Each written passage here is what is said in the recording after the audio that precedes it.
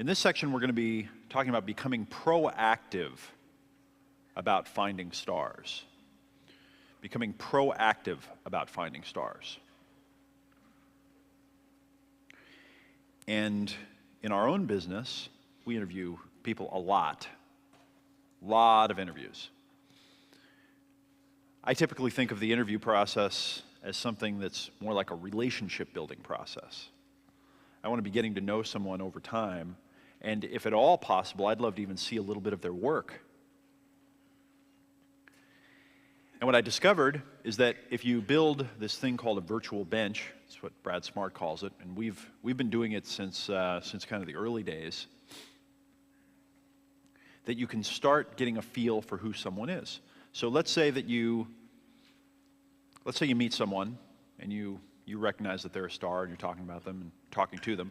You say, hey, let's talk. I might have a need for someone like you at some point in the future. Maybe we could work together on a project, or maybe I could help you on something. And you start a dialogue. Well, just shooting back and forth a half a dozen emails over a couple of months will teach you something about a person. It'll teach you about how quickly they respond, how thoughtful they are with their answers. Another thing you can do is during the process, you can say, hey, we've run into a situation over here. What would you do if you were in this situation? Get a little bit of advice or insight from them. When I stopped thinking of it as an interview and I started thinking of it as building a relationship that at some point might turn into a work relationship, my whole paradigm changed. And our whole process of recruiting and hiring people internally changed. Another thing that I discovered that was a great little secret is, and this is a technique that anyone can use, literally, and I think get dramatic results relatively rapidly, is have people that you trust that are different from you interview your candidate. Why would you do this? Well, let's say that you've got a friend of yours that's a developer, a computer developer, software type person. Let's say you've got another friend that's a designer, and you've got another friend that's an entrepreneur, and you've got another friend that's a finance person, that's a super detail-oriented, nuts and bolts, structured, logical person. And maybe you don't have those people on your team, but you know all of them. And you say, hey, will you do me a favor? Will you talk to this person that I'm thinking of hiring and just let me know what your take is on them? And then when you're getting to know this person, this potential star, you say, well, I don't have really a big team, so I can't introduce you to a bunch of people to interview, but I have a group of friends that I really trust, and I'd love it if you'd meet them and talk to them. Get to know them a little bit. Different people will see different things. They will see things that you can't see, that you have no way of perceiving. And I'm surprised all the time when we have our process of getting to know someone over time, and then we use Brad Smart's system of doing a tandem top grading interview. What comes out of these relationship building steps, what we learn, it's incredible. So have people that are different from you interview the candidate, people that you know, like, and trust, but that are very different. And I also recommend that if you have a big team of people, have the candidate interview with several people on your team that are all very different. People from different departments, people from all over the place. Have a lot of different insight and input.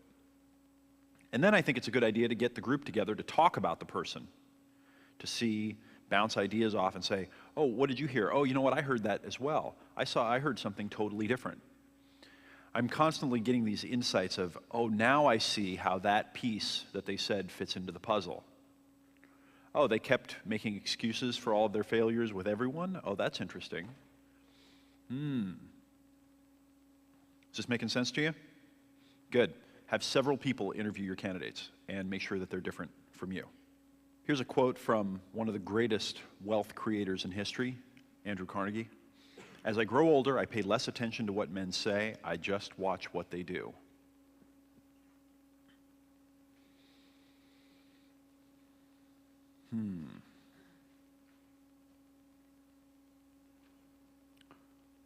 I'm not that big into politics. It's never really been that interesting to me, talking about the political, who's running for governor or president type scene. Not like some people that I know. Politics inside of business is very interesting. That's something that I have a lot of interest in. But the more I pay attention to politics, and the more I study it, and the more I study political leaders, and the more I hear about, especially, the more I hear about what's going on behind the scenes. When I meet someone that has a lot of friends that are politically connected and they hang out at parties and the person does the speech and then they go to the party afterwards and then your friend was hanging out with them, listening to them talk about what the speechwriter was saying when they wrote the speech for them. And I realized that it really is possible, if you, let's say, are a less than ethical person, it really is possible to know a lot of people to do one thing while saying you're doing another. And to just pick the message that the group of people wants to hear and just crusade for it while you're doing this completely different thing right out in the open, right in front of them. If you do that, you will go to marketing hell. So do not do that. I think it's wise to, if you can, try to disconnect what you hear people saying from what you see them doing. And try to disconnect how much you like them from how valuable you think their results are. Try to stop doing that stuff. Try to see all of these things objectively. One curious thing about business is that I think if you make money into your God, it will corrupt you, it'll screw you up, it'll torture you, it'll leave you unfulfilled. The irony is that if you don't make more than you spend, if profit isn't number one, your business probably isn't going to survive. So I think of money more like oxygen than I do like gain, if that makes sense. And I think that you can have an evolved ethical and moral system and still have a profit motive and still keep profit number one. But I think you can do it in a mature way where you say, all right, everyone, your team, your company, profit is number one. Why? Because if we don't have our nose at least above the water, we cease to have the ability to exist. Now, at the same time, we're not going to worship money, if that makes sense. And so sometimes we have to balance these things, and we have to disconnect things that would naturally be connected in our minds. We have to play counterintuitive, almost tricks on ourselves to get us to do that. We have to look from other perspectives, and we have to do things like imagining we're a customer. And this advice, pay less attention to what men say and watch what they do, and women too, okay? The superior sex. I heard somebody chuckling over here. Was that a man or a woman?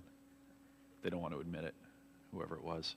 So I went to this women's marketing conference, and it was fascinating to me because there was a pretty good-sized audience, and I'm very interested in the whole topic of marketing to women because I think that most marketing is done by men, and I think that from the studies and from my own experience, women are responsible for most purchases. Something like 80% of purchases are either made or influenced, decided on by women in one way or another. Who is that? Oh, that's what I'm talking about. Good. And yet we don't take that into account. So I go to this conference, I go sit down, and I look around, and guess who was at the conference? All women. It was like me and 6 guys, kind of strewn around, kind of like, and all the things that these women were saying is like, corporate America doesn't get it. Marketing to women, we got to talk to these women, and I'm thinking, this is all. What are you doing telling them these people? You got to get out there and tell some of the men. Well, there are also some other things that have been happening. One of the reasons why I went there is I have read the statistics and the trends. College graduates, the trend is up for women, and not too long, more women are going to be graduating from college than men. Women really are going to be running the world here in the not too distant future. I mean, women are, with the internet, they're getting into business more and more and more. The power to be a mom and raise a family and still be close to the family, which a lot of women value, at the same time as being successful in business. And I just want to mention that thing because I think that that's where we're going. And if you look around, you look at what's happening in the world at the, I don't know, the cutting edge of awareness, where and this is just my own, personal view of this, but I think that we're coming into a more nurturing awareness time where we're realizing that that's the way to go. And so that just looks to me like a trend where women are going to be becoming a lot more powerful and a lot more influential. So this is a little side note. I've been spending a lot of time trying to understand the female brain. I did it for one purpose at one point, and now I'm doing it for another purpose, and it's fascinating. There's a lot to be learned there, a lot of wisdom to find. So when you're seeking stars, here's a rule of thumb. This is my rule of thumb. You have to try this out for yourself and see if it works. One developed talent is worth 10 average skills. One developed talent is worth 10 average skills. You see this binder? This was designed by talented people who had their talent developed. You notice the details here? Like the paper used underneath this printing. It's like you flip this piece of paper over, the front cover, and notice the back of that piece of paper, what's on there. When we were making the decisions on all of this stuff, and there was an awesome amount of time and energy put just into designing just the materials here. Den, as we were picking all of the different papers and doing things, he really was an advocate for this particular paper because the other one that we were going to use is not coated on the back. And Den said, no, I really recommend that we use this other paper because it's the front cover, and when you flip it open, it'll have that really nice back on it, and it's going to look great when it's printed. Now, Den has a talent. I mean, you can just see that there's something about this piece of paper here in the front that as soon as you see it and experience it, you say, somebody knows what they're doing. Somebody paid a lot of attention to that thing. It was not built by someone that has 10 average skills. Now, as it turns out, Den's just one of the most talented people anywhere, can do just about anything. But he's also an incredibly talented designer. And when you work with people that have developed their talent into a strength, something very powerful, they've taken what they're naturally good at, and then they've gotten coaching and they've gotten education, it makes a huge impact. I don't know if you notice this, but as you're listening to the people that are coming up here on stage and you hear what they do and how they do what they do, you can see that they're interested in it. They're like really into it, and they're into figuring out how to do it better and better and better and becoming great at what they do. And that's largely them figuring out what their talents are and then developing on the outside into strengths. One of the mistakes that I see business owners make all the time is when they want to hire someone, they sit down and they make a wish list of all the stuff they want in a person. And then they go interview people, and they kind of rate them and say, okay, well, they've got this and this and this, but they don't have this and that and the other.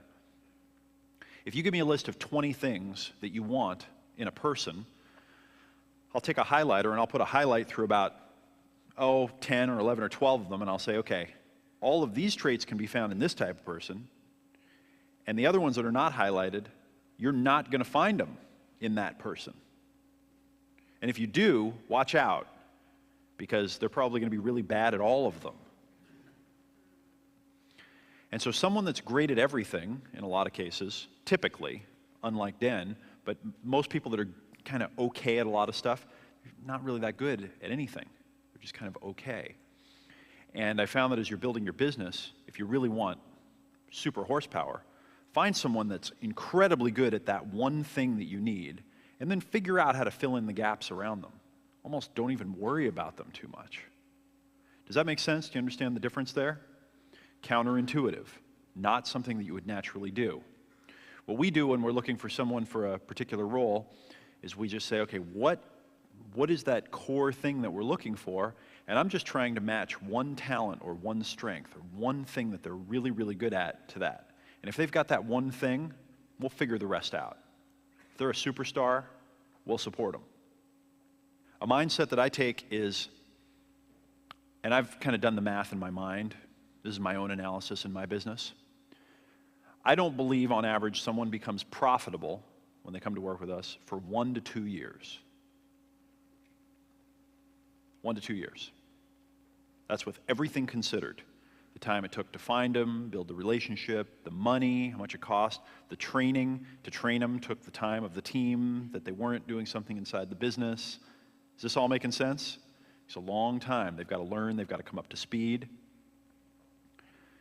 And my attitude is the first 3 to 6 months is essentially going to be paying them to learn. And with this in mind, what I do when people start in our business, and you can ask any of the people that work with us, is the first few months I say, don't really worry about getting anything done. Don't try to produce too many results. Just learn. Here's a list of 10 people that I'd like you to build a relationship with over the next couple of months. And then typically what we do is we give them a simple project of some kind that would allow them to connect with all of those people, something that they couldn't really screw up.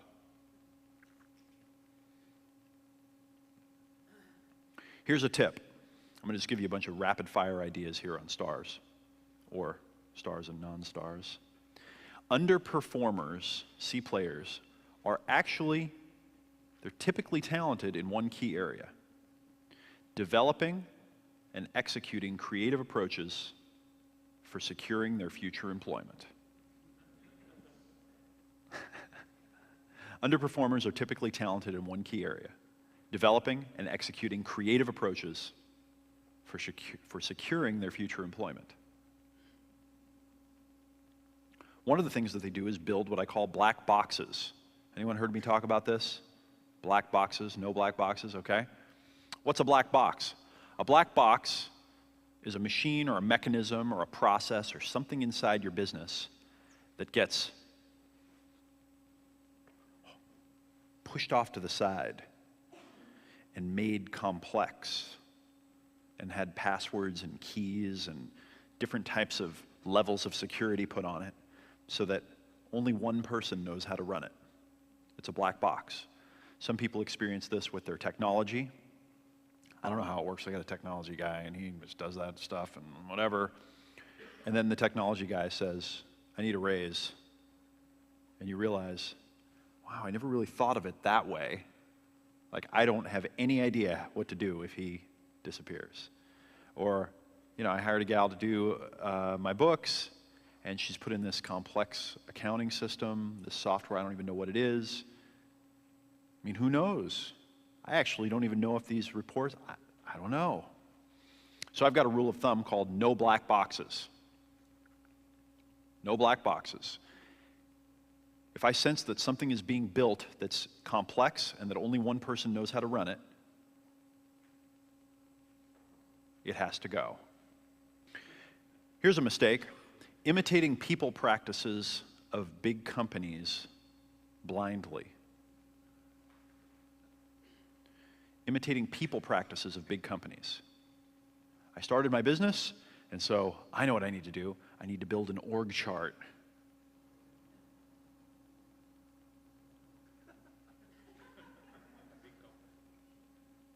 They didn't like the idea either. I just started a business. I need to build an organization chart with the boxes and all the positions. Does that make sense? Is an org chart a good idea? I don't know. I personally don't think that they're a good idea. I mean, if you're running GE, argue with me and explain it to me, and I'll say, okay, fine. But unless you've got a business that's pretty big, I think you're going to cause more problems for yourself than you're going to fix. It certainly is intuitive that the org chart would be a good thing to have around because now everybody knows where they fit in. But once you do that, you subtly trigger a process inside of the group of humans that you have, and you don't know what you've unleashed. You don't know what you've uncaged. So be careful. Before you copy something from the big business world, just ask yourself, do I really need that? Do I really need to copy that? Is there a real reason why I need that? And don't do it just because you like it, because you could get into some serious political trouble. I don't mean that like with the president. I mean drama. Here's another mistake. Giving status and power to someone who hasn't earned it over time. Giving status and power to someone who hasn't earned it over time. Inside of our company, we have over 80 people, and we have no titles. No titles. We have no titles, we have no org chart, we have no formal positions. As formalized as it gets is teams and team leaders. That's the least we think we can do and communicate the message of what's going on. And you don't get to be team leader because we hire you and then say, okay, team, here's your new leader. The way you get to be team leader is you come in and we say, you know, this team could use a leader. Will you be a support for them? Because they already know what they're doing and you're the new person. So you be a resource for them, advise them, help them. And what we think is going to happen is over the next 3 to 6 months, they will adopt you as their leader, and you will have earned the status and power with them. And then, hopefully you're right, and after 3 to 6 months, the team looks around and says, you know, this person is awesome, and they really should be the one leading the team. That's what we think. And then you can kind of more formally say, all right, let's make that person the team leader. Now, if you've got a rapidly growing business and you're growing 300% a year, and that's just not practical, I understand. But unless there's some serious reason for it, don't give status and power to people who haven't earned it. And be really careful with things like titles and positions, because the things that they do long term, the politics and the drama that they create, and other things that they set up that you just can't imagine. You've got a little business and you think, you know what, I'm going to give this title Director of Operations to this one team member. And then you have someone come to work with you that actually comes from corporate America, and they go, well, if that person's the Director of Operations, then I should be the Vice President of Finance. And you go, all right, whatever. And then the next thing you know, now your business takes off and it's growing, and you got all these weird titles, and you realize they're all wrong. You start interacting with bigger companies, and the bigger company has a VP of Finance that would eat your VP of Finance for lunch, and you realize, I can't introduce these two people because then I will look like a complete idiot. Right? You got to be careful. In big companies, these titles mean something.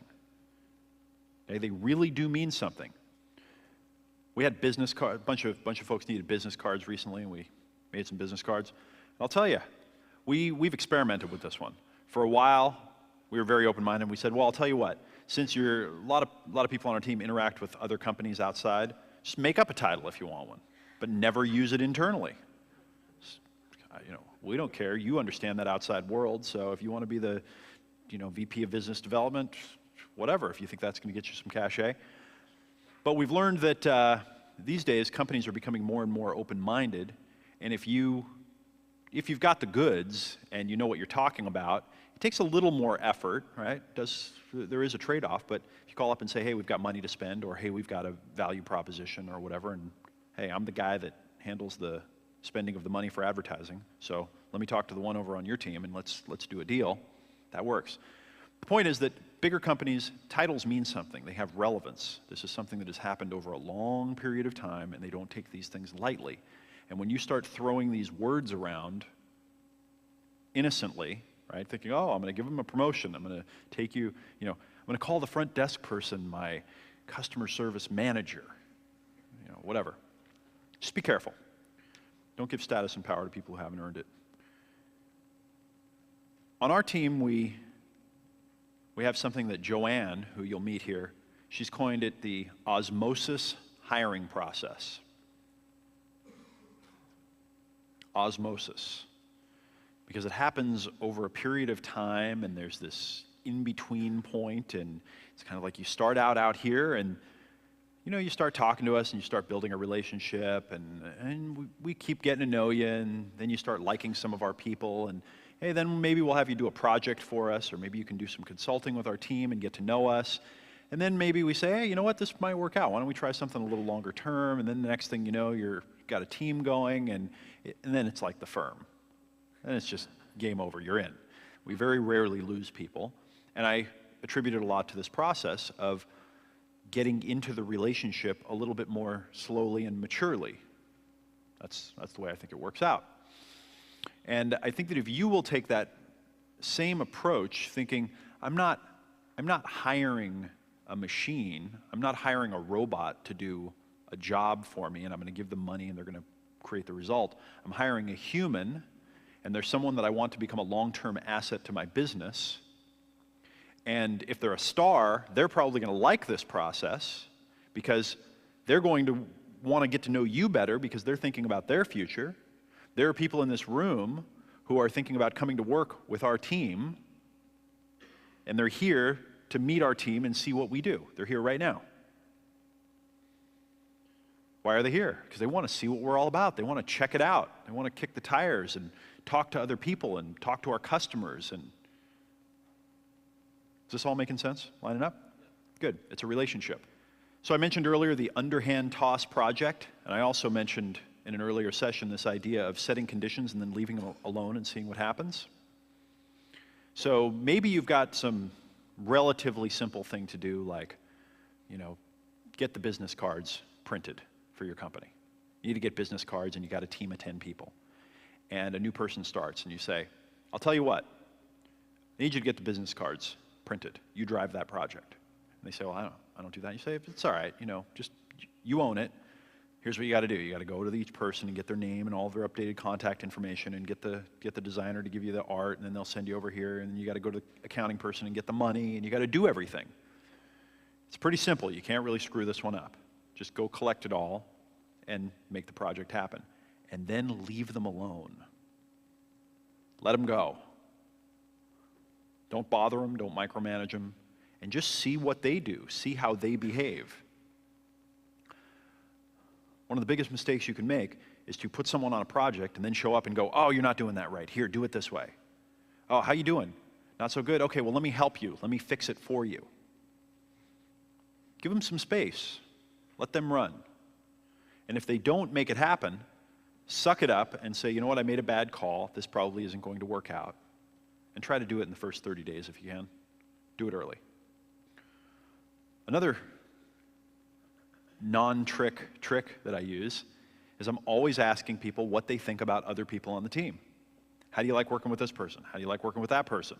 When a new person comes to work on the team, I ask them, how do you like working with all the people? And I do it over and over and over. How do you like working with this person? How do you like working with that person?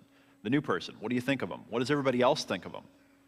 You can learn a lot by asking one of your team members, what does everybody else think of this person? Never thought to ask that before. Very surprising answers.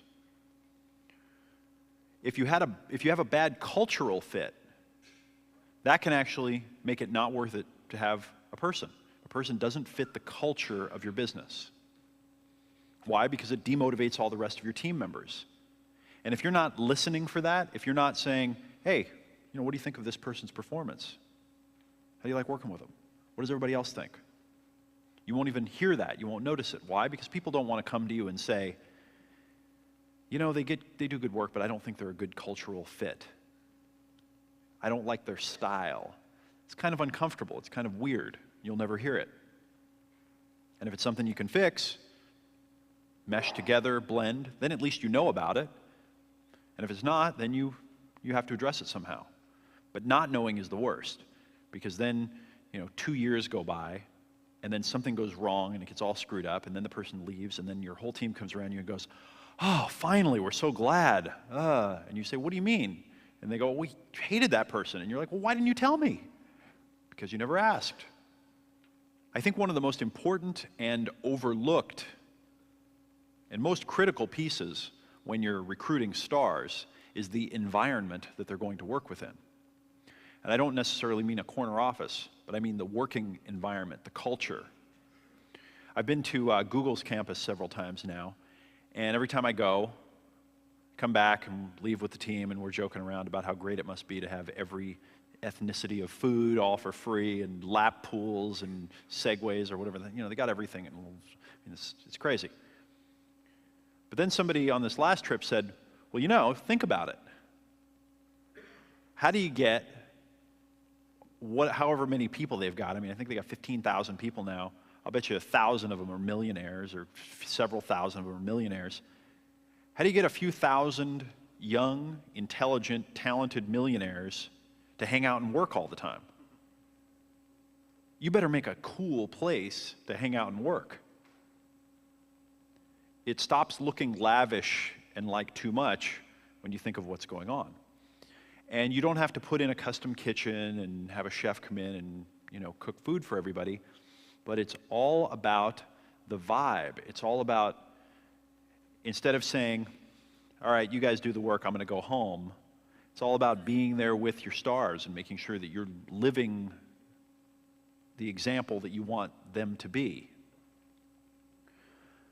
The other night, last week, when I was working with Den and Farmer, I have no idea, I don't even know if you guys are in the room, but I was working with Den and Farmer, and I had to leave. I said, guys, I'll be back in a couple hours. And I left and I went to a yoga class. So they stayed and worked late, and I went to yoga. And then I came back and I got back into the groove and I started working. And I actually kind of could sense a little bit of, you went and played, and we're kind of doing the work. And these are guys that, that's okay. We're all on good terms kind of thing. But I could still sense a little bit of that vibe, like, huh. And I realized, this really is damaging a lot of businesses, a lot of entrepreneurs, that they're not creating an environment or a culture that demonstrates what they want to create. They're not living it. And if you want to be completely removed from your business, fine, but stay the hell out of it and get some great people to run it that want to run it that way, that love doing it. Right? Don't be a bad example. So create a good environment. I also think that your vocabulary creates your culture. The words that you use to describe things. Inside of our business, we try to avoid, and I really discourage the use of words like boss. This is one that happens, I don't know why, all the time, but people come to work with us. I think you used to do this. Stop that. People come to work with us and they decide to start calling me boss, and they do it in kind of a fun way, like, all right, boss, whatever. And I say, no, stop that stuff. I don't want to hear that. And then it happens again, like, boss, and I say, no, I'm serious about this. And then they do it again, no, boss. And I say, we have to have a talk about this. And it's usually weird, of course, and the vibe's weird because they're like, no, I'm just messing around, and I'm just kidding. And I'm like, yeah, but I'm not. And and then they kind of go, oh, okay. Other words that I strongly discourage: employee. Really don't like that word a lot. Another word I don't like very much is assistant. I don't like words like mandate or command. I like words like team and team member. And I like saying things inside of our team like, there are very few things that will get me upset and get me to, come down there and give you a stern talking to. But one of those things is trying to throw your weight around because you make more money than someone else, or because you're in a position of power. Inside of our business, we're all equal professionals. And I don't care if you make $7 an hour or you make $250,000 a year, you're a professional at what you do, and you should be treated as a professional, and you should be consulted as a professional. And when a decision needs to be made, your opinion counts. You should be involved. Now that's weird in most businesses. Strange. Most people don't really know what to do with that. And what I'm trying to do is, with my vocabulary, I'm trying to eliminate words and concepts and ideas that imply granted status or granted power. And you'll notice inside of a lot of businesses that once a person gets a particular title, they grab it and they hold on to it, and they say things like, well, I'm the chief executive officer and I say blah, blah, blah, blah, blah, or I'm the CEO of the company. If you ever hear that kind of talk, that someone justifies their decision with their rank, status, title, beware, be very careful, because that's not a good reason. A good reason is, I did the analysis and the ROI isn't there, so let's not do it. That's a good reason. And if you've got people that are good thinkers and they can keep showing up and saying, here's the ROI analysis, let's make this decision, and then it's a good decision, and then there's another one that's a good one, another one that's a good one, then you should keep going back to that person, and they should earn that responsibility by proving that they know what they're talking about, not because they're good politicians. So we have a virtual company. That seems very interesting to a lot of people. I wasn't sitting around saying, you know what, someday I'm going to have 80 employees and they're all going to be virtual. And I'm not going to call them employees. Just grew up organically that way.